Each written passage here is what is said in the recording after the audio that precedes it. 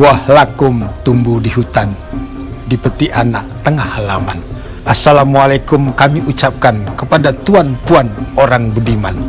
Tari Selampang 12 yang saat ini digagas oleh anak-anak kita, bahwa Asmara Loka untuk Selampang 12 ini bertemakan cinta. Tapi kita perlu mengetahui juga bahwa asal-usul tari Selampang 12 ini diciptakan oleh almarhum Sauti pada tahun 1938. Kemudian tari ini populer pada tahun 50-an sampai kepada tahun 60-an, dan itu sempat difestivalkan di Nusantara. Pertama kali tari ini difestivalkan waktu itu di Surabaya, kemudian yang kedua di Jakarta, kemudian yang ketiga di Medan.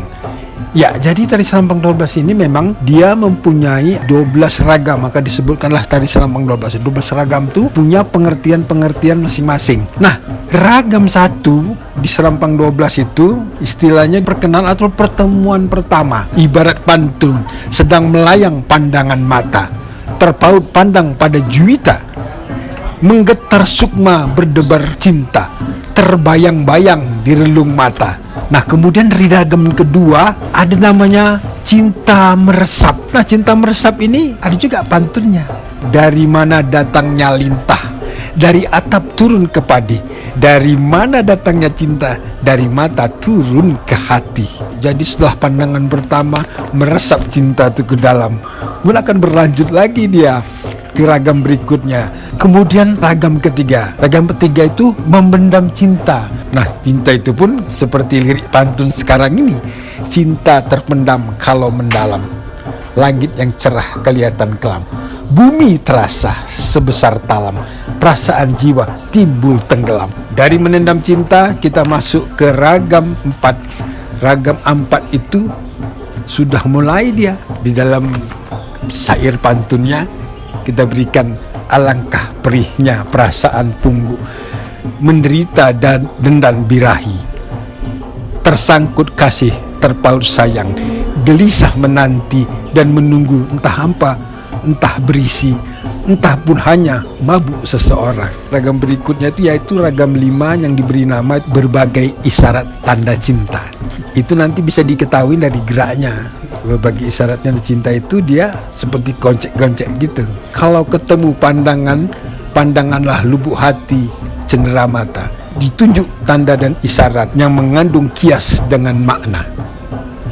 Kemudian ada lagi di ragam 6-nya itu namanya balasan isyarat. Jadi dia rasa ingin tahu tuh setelah bercinta dia, wah ini dibalas enggak ya cintaku, kira-kira gitu dia.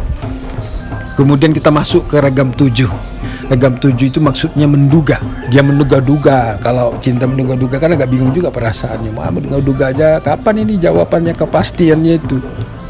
Nah, dijawab oleh ragam ke-8. Ragam ke-8 itu tari langkah, maksudnya tarinya itu masih belum percaya, kemudian melakukan pendekatan menyatakan apakah benar dia mencintai gitu, kira-kira begitu ya. Kemudian ada ragam 9, jawaban. Sekarang jawabannya sudah didapatkannya. Itu ada ragam 9. Kemudian ada lagi yang namanya ragam 10 itu pinang meminang. Jadi pihak keluarga ini kalau sudah dia memang sepakat, sudah cocok, sudah klik, mereka pun mencoba silaturahmi kepada keluarganya untuk bisa pendekatan minang meminang. Kalau di dalam gerak itu kelihatan dia nanti si laki-laki mendatangi si perempuan, menjemputnya. Kemudian ada arak-arakan, ada istiadat di Melayu, mereka membuat acara mengantar pengantin. Di situ ragam 11 ternyata sudah terjadi minang meminang antara dua keluarga. Nah, terakhir ini dia Selampang 12, ragam 12, tari sapu tangan, maksudnya pertemuan kasih. Yang terakhir itu kan dia menggunakan sapu tangan sebagai simbol menuju maligai rumah tangga. Itu di ragam terakhir nanti kelihatan dia berputar-putar dan menutup tariannya dengan tarian sapu tangan tadi.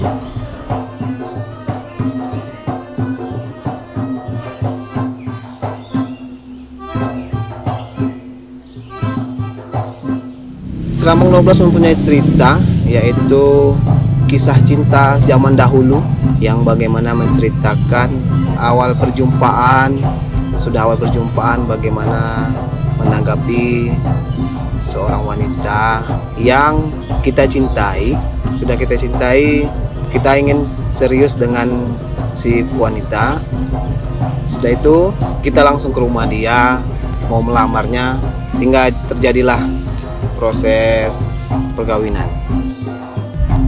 Kalau Serampang 12 itu di zaman dahulu kan dia dari awal perkenalan sampai pada pernikahan tuh memiliki proses dan memakai adab. Nah, mungkin kalau anak zaman sekarang itu ya berbeda dengan anak zaman dulu ya. Kalau bisa ya kita dengan laki-laki mungkin bisa juga belajar dari Serampang 12 bagaimana adab dari perkenalan dan sampai kepada pernikahan, jadi tidak terlalu langsung dekat gitu.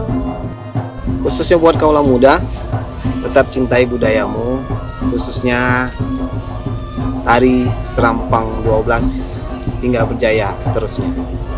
Terutama untuk anak muda, yaitu jangan pernah lupakan bahwasannya tari Serampang 12 ini adalah salah satu warisan budaya tak benda, dan kita sebagai anak muda harus terus melestarikan dan juga harus selalu mengingat tari ini. Dan juga menurut saya lebih banyak lagi event-event perlombaan khususnya untuk tari Serampang 12, karena menurut saya melalui event itu orang lebih mengenali apa itu tari Serampang 12 dan juga orang lebih mengenal Serampang 12 itu apa sebenarnya gitu. Jadi kalau bisa event dibanyakin dan persanggar-sanggar juga selalu latihan Serampang 12.